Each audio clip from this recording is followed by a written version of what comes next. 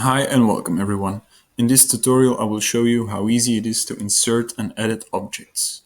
You can insert objects by clicking Insert in the menu. There you have a range of options going from inserting images to inserting a line.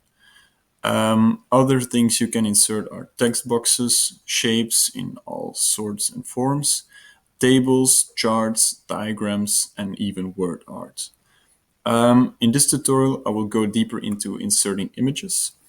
You can see that I have several options to insert a particular image. Either I go and search for it on my computer, or I can search for it on the web.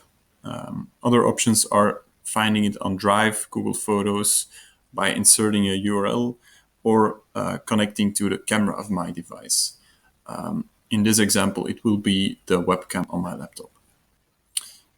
Let's search for a particular image on the web. You can see that I've already inserted a search query, Google, and here I will find all the results in Google Images that are copyright free.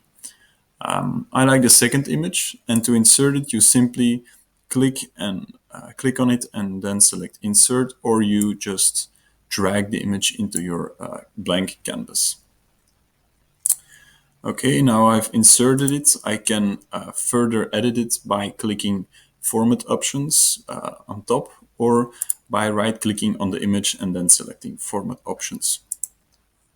Here I can find a whole lot of extra options to edit it, going from adjusting the size and rotation. If I want to flip it, yeah, it's all possible.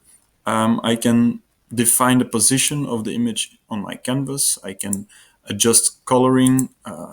For example, if I want a plain Google logo in green. Further adjustments are editing the transparency, brightness, and contrast. You can even insert a shadow on your image or even a reflection. Thanks for watching this video. I hope it was helpful for you. Please don't hesitate to reach out to us if anything was unclear, and hopefully I'll see you for the next tutorial. Bye.